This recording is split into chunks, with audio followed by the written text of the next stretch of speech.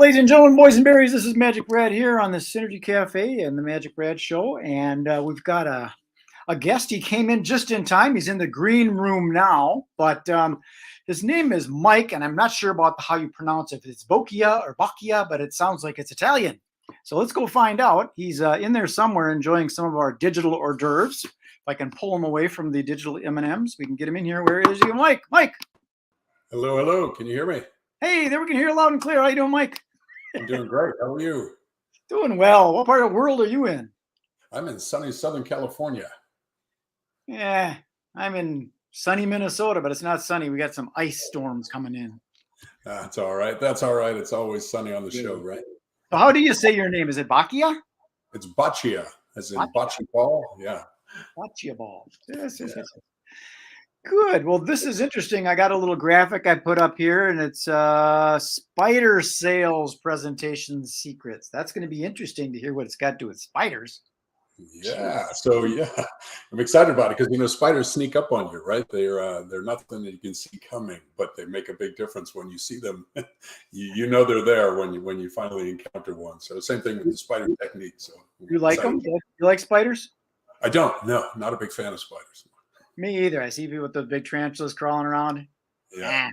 No, I can do it all. But when it comes to presentation and presenting your product and your service or your message, it really helps. So I'm going to share that. It does. Having something like that, just pattern interrupt is what I'd call it. Something like that, because everybody's doing sales. What do you got that's different? Right? Yeah, and it's I've found in life and in business the small things. I mean, the difference between somebody doing okay and someone doing fantastic is a very, very small thing. It's a razor's edge, right? So if you could just fine tune what you're doing just a little bit, it can make all the difference in the world. So that's what the spider technique does. So how long have you been in learning the sales process? Well, I've been doing sales and marketing for about 30 years now. So I started when I was 4.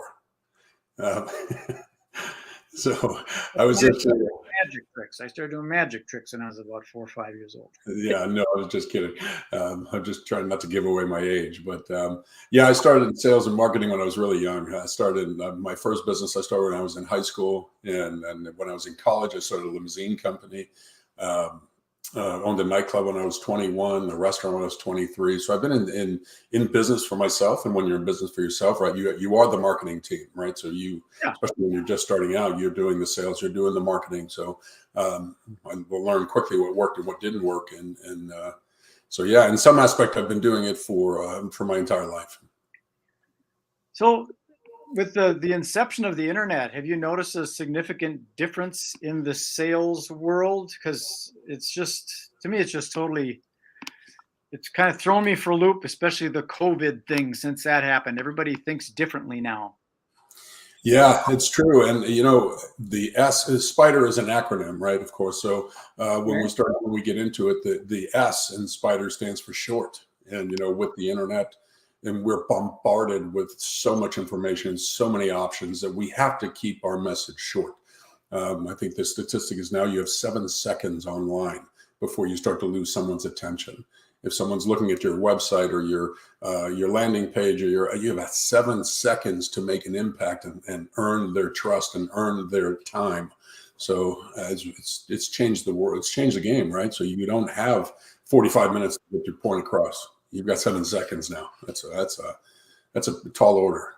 Right. I just had a conversation with someone this morning about that. Because I'm doing these trade shows. I produce a trade show here in Minneapolis for the event planning industry. Awesome. And getting people to do stuff that just doesn't happen right now. They're waiting until it's like inches away, and then all of a sudden, last minute, they'll go, "Okay, I'm ready." Yeah. Yeah. It's kind of a weird thing. I've never liked sales, and here's why. Maybe you can help me with this. Is when I see an opportunity for a product and I say, "This is a deal. This is exactly what you need," and they still got to think about it. Yeah, it frustrates me. It's like, yeah. Yeah, it gets frustrating at times. So you see the benefit for them, but they fail to see it for themselves. So and I think that goes back to what we just talked about, right? The bombardment. They have so many things being thrown at them that people now are more skeptical, right? Because a lot of the stuff is not true. It's not what it's supposed to be. So they are more skeptical. They are more cautious. The money's the economy's not the greatest right now, so they're more careful about where they do spend their dollars. So yeah, all that stuff is frustrating. But I was taught I never wanted to be in sales, and I was in the financial industry for 18 years, and I told my dad when I was talking to him, he was a salesman his whole life. And I said, I just don't want to be that salesman, that cheesy used car salesman. Right. He said, well, then don't be. He said, just find out what their problem is and just try and find a solution. And if you really care enough about what the problem is and helping them solve it, then you won't feel that ick feeling, because that's what when sales reps feel that icky feeling, it's because they're trying to shove something down someone's throat. And yeah, I like to let it sit. I got to sleep on it. I think that's good that you kind of just let it settle before I've never liked the FOMO thing, the fear of missing out, and the high pressure timeshare type sales. I've never liked that. No, it was never me either. From in my financial company, I would hire and train financial advisors and teach them to open offices for a firm. And I would tell them, I said, whenever you feel like you're selling, quote unquote, selling somebody something, back off because you're doing it wrong. You should feel like the doctor. They should know, okay, the doctor's in the house trying to helping me feel better, not trying to sell me something. If you go to the doctor and the doctor says, well, hey, Brad, I think you need to take this prescription and take it 3 times a day. And then 3 or 4 days, you should be feeling okay.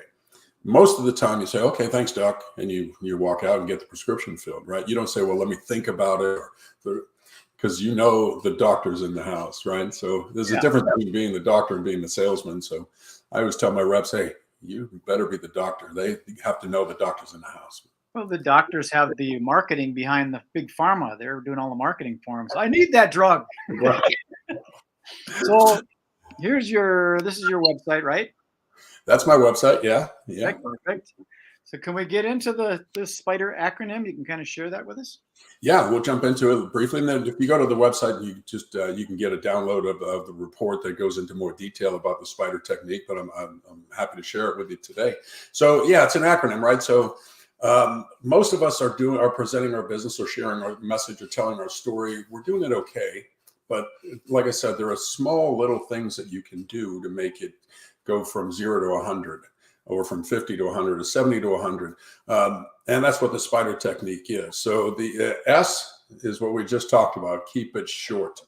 We just launched a new product in my software company, and I was interviewing different marketing companies and saying who's gonna be handle the marketing for this new product. And of course, they would all come back. I narrowed it down to maybe 5 companies, and they have to give me their pitch, right? And it was horrible. I was on the phone with the marketing company, and they're pitching me, and I swear this salesman went on for 45 minutes, didn't stop, didn't take a breath, just talked for 45 minutes. And I'm sitting there thinking to myself, oh man, I could have closed this in 15 minutes and been done.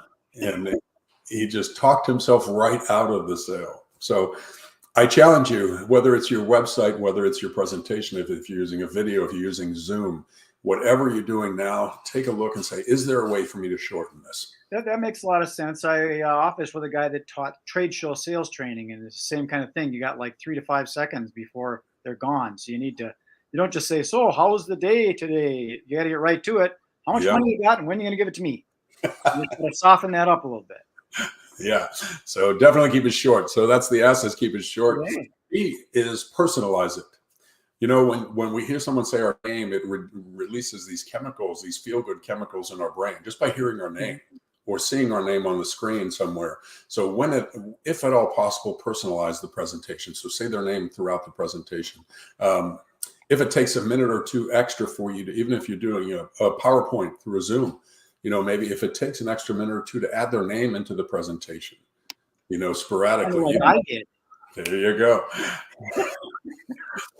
Right? Because just seeing our name does the same thing. It releases those chemicals. So it may take you an extra minute just to fine tune and customize the PowerPoint for your presentation, but dang it, isn't it worth it? And don't be cheesy about it. Don't say, hey, Brad, hey, what about this, Brad? What about this, Brad? because then it becomes canned, right? But Right. just to sporadically use it. So keep it short, when at all possible, personalize it. Interactive. Again, the marketing company spoke at me for 45 minutes. They didn't, Right. So you have to ask questions throughout the presentation. Right. You have to engage them. I did very well in the financial industry because I would flat out ask people, hey, I can do a whole bunch of things for you, but and our company does a lot of stuff. What do you want to see? Tell me where it hurts, right? That's what you do when you go to the doctor, right? Doctor says the first thing, hey, tell me where it hurts. He doesn't say, well, this doesn't give you a whole 4-hour lecture on the entire body. He says, tell me where it hurts. And then he or she talks to you about that specific problem. So I find that salespeople don't do that enough. They don't interact with the prospect. Yeah. Again, my friend he talked about, you ask questions, you get information in, you don't put information out. You find out who, what, where, when, how, and why. Yeah. Cool. But it's funny how that seems so basic, but it's not. People don't do it. They go into sales mode, right? And all of a sudden they're in pitch mode. Yeah. And Features. They stop talking. Like, I'm not talking to a person. I'm just pitching. And I have to tell them everything about everything. And before I lose their attention, but you've lost their attention. So short, personalized, interactive. The D is surprising to me because a lot of sales reps don't do it. And it's the data. Look at the data. So I'll talk to sales reps and say, how many presentations did you do last week? Probably 10. Probably 10. How many did you do last week? What were the numbers? How long did they last? What were the results? So you should know, again, back to the financial world I was in, we used to do a seminar selling system, and we'd do 4 or 5 seminars a week. But I knew the data, and I knew that for every 6 people that were confirmed to come to the seminar, 2 would show up, and at least 1 would become a client of ours. Knowing that data took all the stress out of sales, right? Because salespeople are always stressed. I have to hit the quotas. It's so uncertain. I'm on commission only. Knowing the data removed all the stress, because now I knew, okay, my focus is very simple. I need to get, if I want to close 3 sales next week, I just reverse engineer the data and say sales equals 18 guests that are confirmed. That is my job. I need 18 people confirmed. That makes total. Again, my trade show guy, he used to calculate out, this is so long of a show day, and here's the show hours, and this is the amount of people that are coming through. I can calculate, am I going to get a return on this investment with my hotel and my food expenses, my travel? If it ain't going to make a return, don't go to the show. It's very simple. That makes sense. But in your situation, if you have an average, you need like 10 people to get 2, and you only have 9 coming to your seminar, you better get a couple more people coming to the seminar because your numbers are off. That's it. And I don't care what industry you're in. No matter what industry you're in, the data will pan out, right? The math is a science, so the numbers have to be there. You just may not know what the numbers are. So, number of leads to number of calls, number of closes, and then once you have the data, the E stands for edits. Now you can edit. So you want to make adjustments to your pitch, right? So oftentimes, again, I'll see salespeople making adjustments to their pitch or their presentation based on gut feeling. I don't think this is working, so I'm going to change this. Well, stop thinking and let's look at the numbers and see exactly where they're falling off. Where are you losing their attention? If you're looking at the data and you say, okay, I did 4 sales calls last week and the presentations were 7 to 9 minutes, but none of them closed. Well, maybe we better go back to S, right? Maybe I need to shorten it. But I can look at the data and now start to effectively edit that presentation based on fact, not feeling. So edits, and then R. Once all that is done, then you can repeat. So oftentimes, again, you'll see salespeople say, or their managers will say, we just got to throw more numbers at it. Sales is a numbers game. Throw more numbers at it. Well, that's partially true, but I mean, if you're getting crappy results, why would you just do more numbers of crappy results? Right? Yeah. Let's fix the problem first. And then once you'll know, again, 6, 2, 1, if I know what my numbers are, now I can repeat based on sound data and a presentation that works, because now it's a money machine.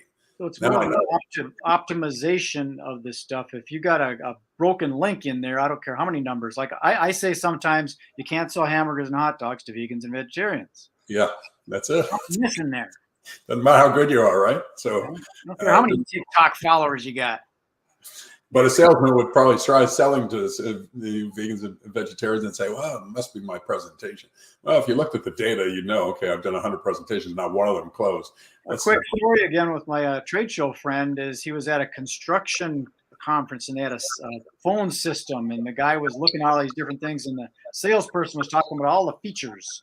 It does this and has a call waiting and has all these little things, and the guy's looking at them all, and he says, no, I want this one here. He goes, I got to ask, why did you get that one? He says, big buttons. I work with construction workers. They got big fingers. I need big buttons.